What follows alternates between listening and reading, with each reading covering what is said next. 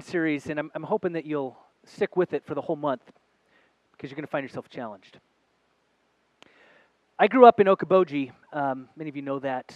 Grew up on East Lake, and actually we had like 12 acres. I remember the garden was like a football field. I only remember that because of the hours and days that we would spend in it. I was not always a willing participant as the child. I also remember the 30-some fruit trees, apricots, pears, plums, cherries, apples. I can't even remember them all. But back behind us, I had a neighbor who I was best friends with. How many of you remember being friends? And it was that friend in the backyard, maybe not across the street, but in the backyard, like through a couple ravines and over the hill, and there's the neighbor. I remember growing up that way. And he had a pond in his area, and he actually reached down to the lake. And I remember we would keep ourselves entertained. We would go skiing, we would go fishing, we would be doing all kinds of things on the water or in the woods. And one of the things that we used to do was skip stones. Anybody remember skipping stones? Do you like skipping stones? Were you really good at it? Some of you this, some of you this. Okay. I think we used to be pretty good at it. In fact, we used to have this game where we would challenge each other, and we'd actually reach in and we'd find a stone in the water, and I remember he'd give me one and he'd say, "Here, I don't think you can skip this one 5 times." And I remember looking at him and saying, I bet you I can skip it 6. And I remember we would have this challenge back and forth, and there's even times he'd find a stone and he'd say, "I bet you can't get this one to skip even once." And usually it was this big old clunker, big round chunk of thing that you're like, "Yeah, right. I don't know if I can either." But I found that it's the stone. It's not really what the stone is. It's a matter of what you do with it. It's a matter of holding it and looking at it, finding the right edge. By the way, if you get a really sharp edge and you skip it wrong and it catches that sharp edge, it just like sucks it into the water and it's gone, right? So you got to be able to look at it and see the right edge and find the right skip and get it to move just right. Do you ever remember? I remember watching, and I'd watch as I skipped this stone, and it would hit the water the first time, and these ripples would go out, ripple, ripple, ripple. And then it'd hit the water the next time, and it'd ripple, ripple, ripple. And then the next time, and it would ripple. And then I'd watch as the ripples began to converge and overlay each other, and it was kind of like this mesmerizing thing. You could skip it and just watch the effect on the water.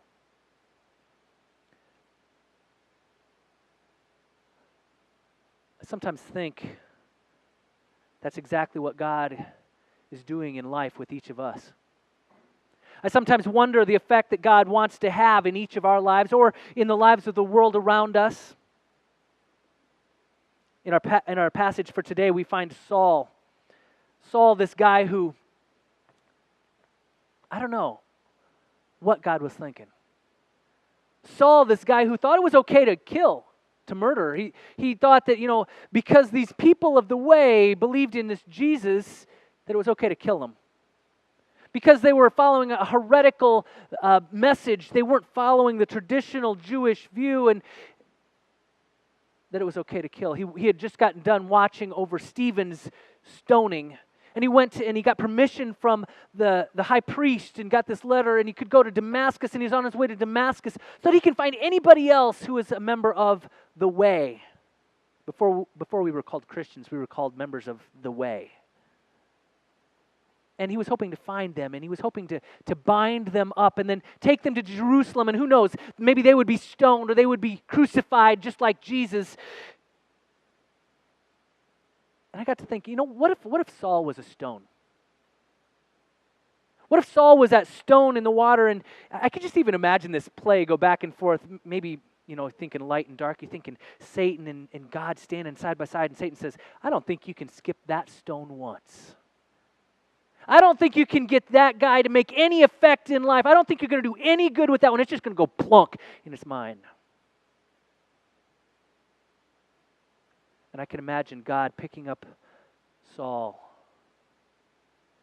holding him in his hand and looking him over, seeing his deep, passionate faith, his absolute conviction.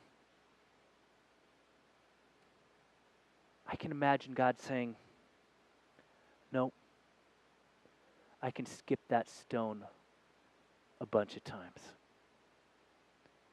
I can make ripples on the water that will reach down through history and change the world.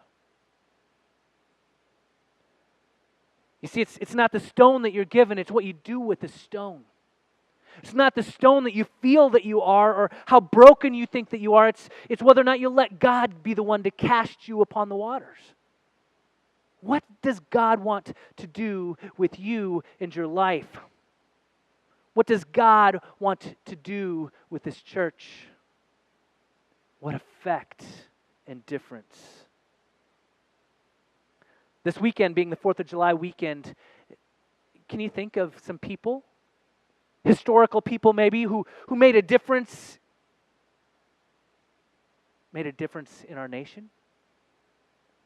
Made a difference in the kind of freedom of faith, religion that we have?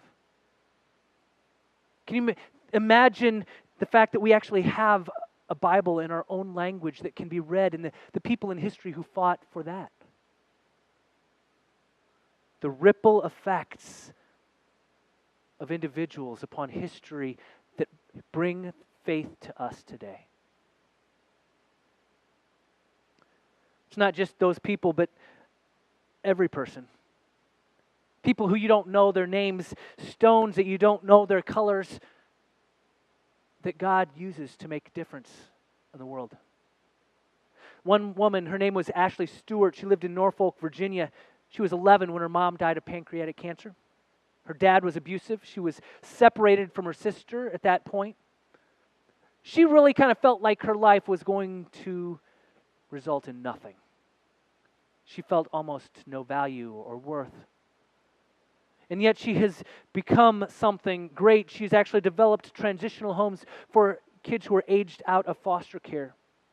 And she looks back now and she says, from the beating down to finally finding my sister, to moving down to Orlando, even I was homeless for a while, she says, I know that I was destined, and I know that I went through these things for a reason, because if I hadn't gone through them, I wouldn't be doing now what I'm doing for foster children.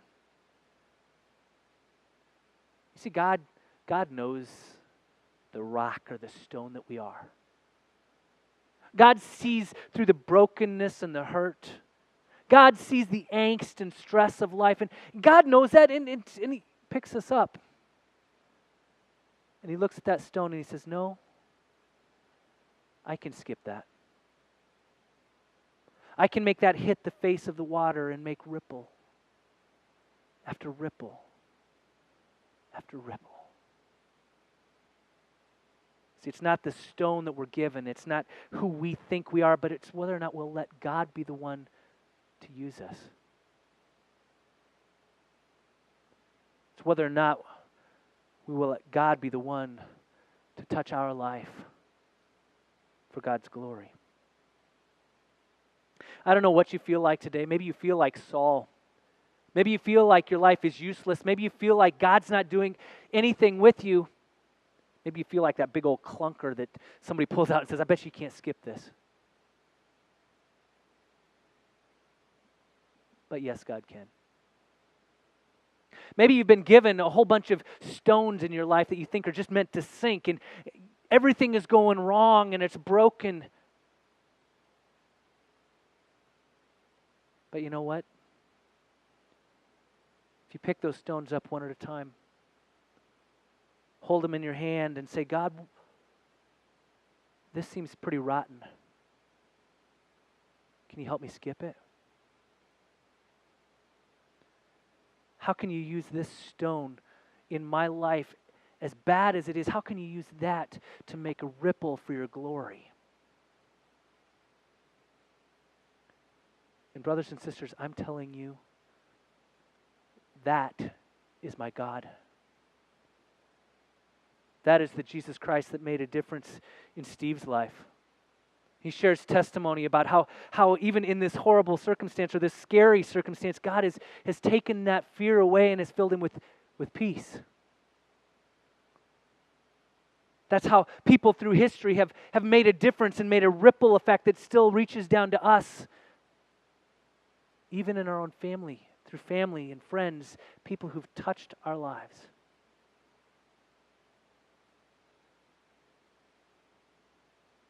You might feel like a Saul, but God wants to make you into a Paul. And this month, I'm going to challenge each one of us to imagine what God wants to do with us. Today, we're going to close the service with communion. In United Methodist Church, we have an open communion. Everyone is welcome at the table, and we partake with breaking a piece of bread, dipping it in the cup, and partaking. But today, we're going to do this a little different, and I'm going to invite people forward. And instead of standing here, and usually we have the offering plates out here, we have the offering plate here to the side. We have the baptismal font here in the middle. And I invite you today, after receiving communion, to touch the water and touch it to your forehead, to be reminded of your baptism, to be reminded of God's grace, whether you've been baptized or not, God's grace poured out over you. And then at the bottom of the baptismal, you'll find stones. And I want each one of you to take a stone. I want you to take this stone and imagine your life as this stone. And this whole month, because this series is about the ripple effect, I want you to keep that stone in your pocket or on you and near you. And in fact, I invite you every morning to wake up and hold that stone and say, okay, God, here I am. How do you want to use me? What kind of ripples do you want to make with my life? God, use my stones. Use my brokenness. Use my hurt to make ripples.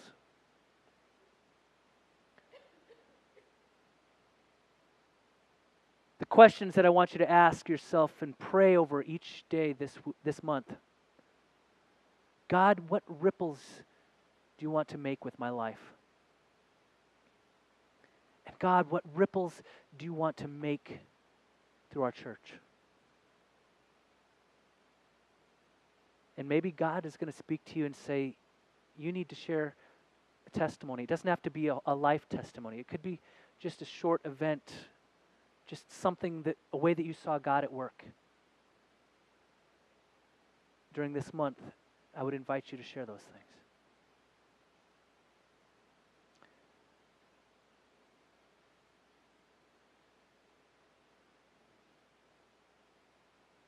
We're all but stones. Will you trust God to be the one to cast you onto the waters of life? God wants to use you for His glory. He wants to take your Saul and make you a Paul. Would you pray with me?